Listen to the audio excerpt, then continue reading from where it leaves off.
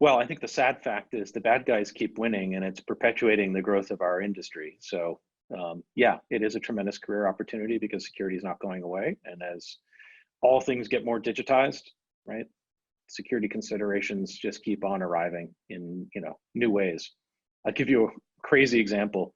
Um, we've got customers now that are putting all sorts of IoT devices out into the wild, right? Smart everything, smart meters, smart light poles. We're starting to deploy firewalls, physical firewalls into these devices in little tiny boxes that are, 6 square inches, 12 square inches. Um, so yeah, I mean, security is kind of becoming woven into the fabric of a lot of physical devices beyond what we think about as traditional security, right, around networks and applications. So it is the case. It's a very, very vibrant industry. It continues to grow because the bad guys are really smart, sadly, and in some respects, they keep winning. So, the question about how do you get into the industry? I think there's times when the domain expertise can be a little bit overstated.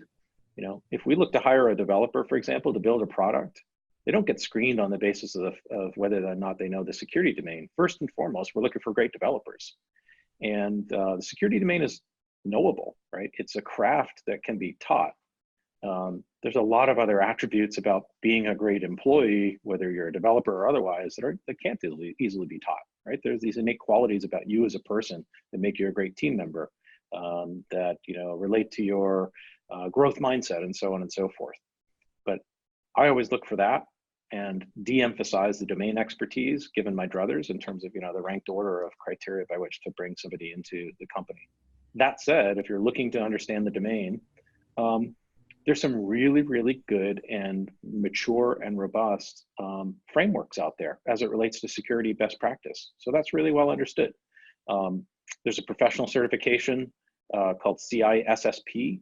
That's got a ton of foundational concepts around security, still very relevant today. There's a lot of best practice frameworks out there. Cloud Security Alliance has published frameworks. There's the SSAE 16 frameworks, SOC 2 Type 1, SOC 2 Type 2. You can learn what's inside of those. They're basically controls frameworks. There's ISO 27001 and 27002, which is kind of the mother of all best practice frameworks.